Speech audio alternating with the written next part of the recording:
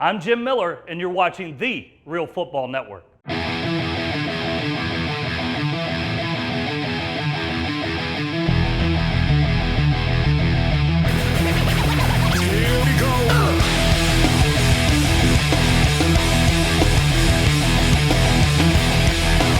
Welcome to the Real Football Network, where we analyze the NFL game and talk about the how and why of football. We'll take you through a guided discovery of how you could be thinking about this game, the way NFL coaches and players think about the game.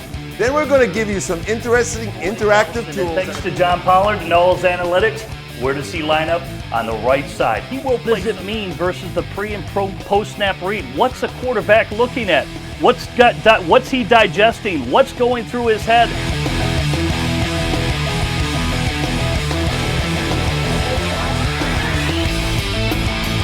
Actually, if you look at Aaron Rodgers' completion percentage on three-man rushes, it goes down to 56%. And he's still an accurate passer and he's dangerous, but you're telling me it drops down to below 60%? Look what he does versus the blitz. That six-man pressure, he got you for 60%. Welcome back to the RealFootballNetwork.com, and it is about real football, but we're about fantasy football too. I know 40 million of you are playing fantasy football.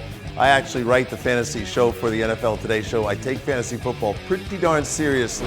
Big name players that I would stay away from this year. Let's go to Brandon Marshall. Everyone's talking about 200 fantasy points. I don't see it. I'll tell you why. He's with the New York Jets.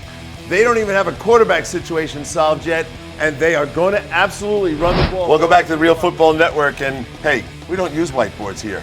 We're using the most modern technology. I think, Coach, how do you like this? I love this. I wish I had this for my meeting rooms when I was coaching. I really do. This is pretty awesome. You know, we talked about these quarterbacks earlier in the show. Colin Kaepernick, RG3 down in Washington, the transition, trying to learn the NFL. That's what he's doing. But there's a difference between those two and Johnny Manziel.